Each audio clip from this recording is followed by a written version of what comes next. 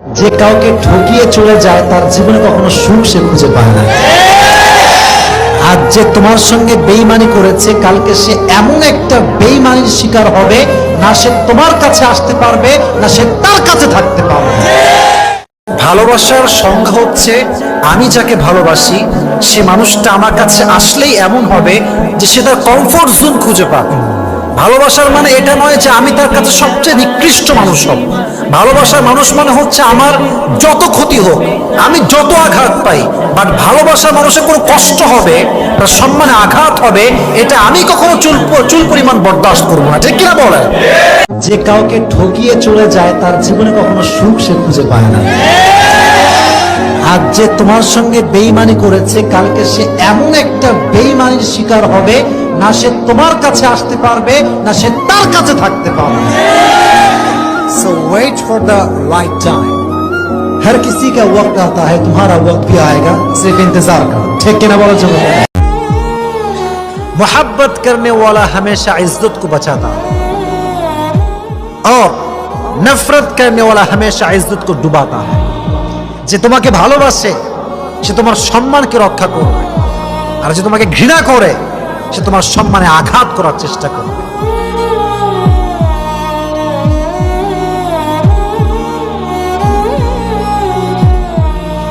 যদি লাইফে কখনো কোনো ভুল মানুষকে ভালোবেসে ফেলেন, এটা নিয়ে আফসোস রাখবেন না। মনে রাখবেন, ভুল মানুষকে ভালোবাসার পরে যখন সে আপনাকে ঠকায়, আপনার সঙ্গে গাদ্দারি করে, বিশ্বাসঘাতকতা করে আপনার থেকে চলে যায়, এখানে আফসোস আপনি করবেন না, আফসোস করবে সে, কারণ সে হারিয়েছে আপনার মতো বিশ্বাসযোগ্য একজন মানুষ। কথা ঠিক কিনা বলেন?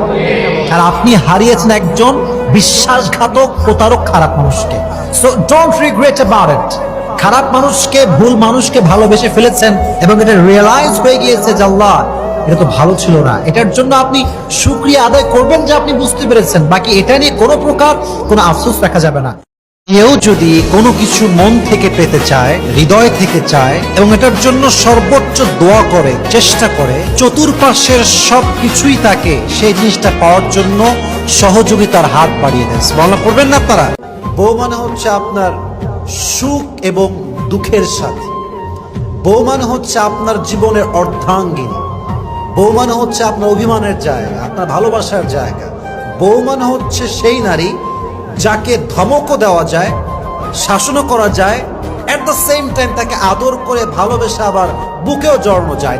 কেউ যদি কোনো কিছু মন থেকে পেতে চায়, হৃদয় থেকে চায়, এবং এটার জন্য সর্বোচ্চ দোয়া করে, চেষ্টা করে, চতুর্পাশের সব কিছুই তাকে সেই জিনিসটা পাওয়ার জন্য সহযোগিতার হাত বাড়িয়ে দেয়। সুবহানাল্লাহ পড়বেন না আপনারা?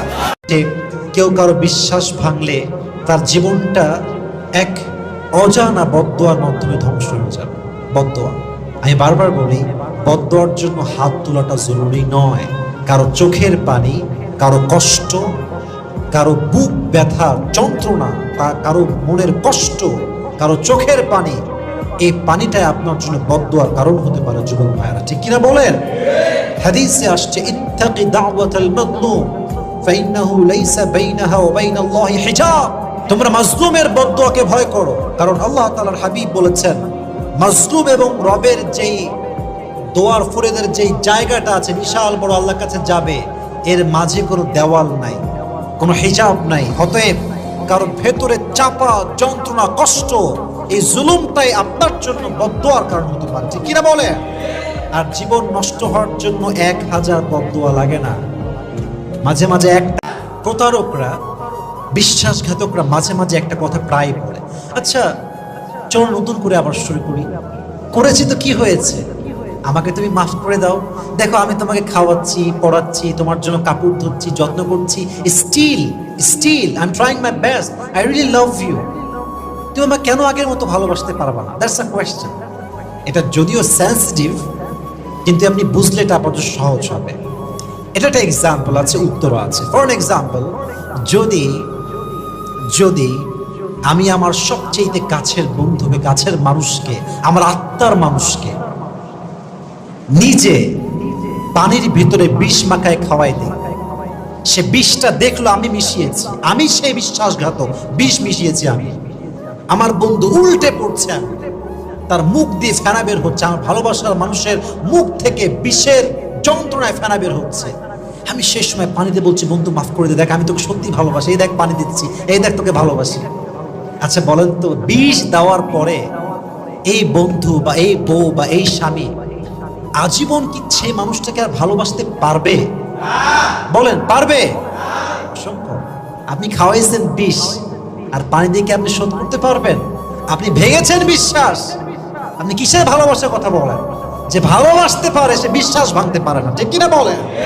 এটা বুঝে শুনে বুঝতে হবে। আর একবার যদি বিশ্বাস ভেঙে যায়, এই বিশ্বাস কিন্তু কখনো আর ফিরে আসে না, যুবক ভাইরা, ঠিক কিনা বলেন? আমার লাইফের রুলস হচ্ছে, সবার লাইফের রুলস হওয়া দরকার জীবনে আগে বাড়ার জন্য। একবার যদি আমার বিশ্বাস কেউ ভেঙে দেয়, শেষ করে দেয়, তারপরে তাকে আমি দেখবো, শুনবো, তার কথাও শুনবো, বাট আমি বিশ্বাস করবো না। কারণ যে একবার ভাঙতে পারে সে কোটিবার ভাঙতে পারে, ঠিক কিনা বলেন? বিশ্বাস ভাঙা মানুষের স্বভাবের মতো হয়ে গিয়েছে আজকাল। আল্লাহ আমাদেরকে হেফাজত করুন। সকলেই আমরা মন খুলে পড়ছি আমি। আপনি সেই মানুষকে সবচাইতে বেশি ভালোবাসেন যা আপনার দিকে হেসে হেসে কথা বলে, যা আপনার সঙ্গে মুচকি হাসি দিয়ে কথা বলে। দিন সে দেখবেন আমরা তাকেই মিস করছি, যে মানুষটা মুচকি হাসি দিয়ে কথা বলতো। এজন্য দিন শেষে যে মুচকি হাসি দিয়ে কথা বলে, মিষ্টি কথা বলে, মানুষ তাকেই ভালোবাসতে বাধ্য হয়ে যায়, ঠিক না বলো?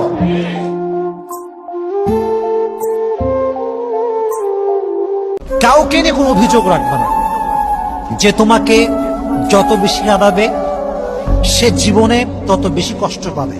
কারণ কোন বান্দা যখন বান্দায় কষ্ট দেয়, আল্লাহ সব সহ্য করলো, বান্দা যখন কষ্ট দেয় এটা সহ্য করে না, কারণ আল্লাহ তো বান্দাকে ভালোবাসে। যখন এক বান্দা আরেকজন বান্দাকে কষ্ট দেয়, আল্লাহ আরশ পর্যন্ত কেঁপে যায়। আল্লাহ এটা পছন্দ করে না, বরদাস্ত করতে পারে না আল্লাহ তাআলা এটা। প্রিয় ভাইরা, জুলুমের শিকার যতই হন না কেন, ভরসা এবং সবর করবেন একজনের জন্য। আওয়াজ দিয়ে বলেন, তিনি কে? বেঈমানদেরকে তোমরা আল্লাহর জন্য ছেড়ে দাও, আল্লাহ ওদেরকে দেখে নেবে ইনশাআল্লাহ।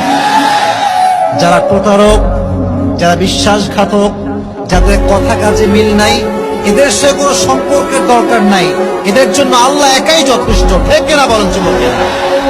যেই মেয়ের বিয়ে হয়ে যায় এবং স্বামীর স্পর্শ সে পেয়ে যায়, সেই মেয়ে একটা মুহূর্ত তার স্বামীকে ছাড়া থাকতে পারে না, ঠিক কিনা বলেন? কখনো নিজের বউকে এমন কোনো কথা বলবেন না যে কথার কারণে আপনার বউ কষ্ট পায়। আর এটা হচ্ছে অবলা, অবহেলিতা। বাবার বাড়ি ছেড়ে আপনার কাছে আসছে, আপনি শেষ ভরসা। আপনি যখন আপনার বউকে খোঁটা দেন, তার অতীত নিয়ে, তার বাপ নিয়ে, মা নিয়ে, পরিবার নিয়ে, ওই মেয়ে যখন তাহাজ্জুদের জায়নামাজে দাঁড়ায়, তার চোখের পানি কিন্তু আপনার জাহান্নামের কারণ হতে পারে না? দয়া করে আজ থেকে আমরা কেউ বউকে কষ্ট দিব না, রাজি আছেন তো ইনশাআল্লাহ?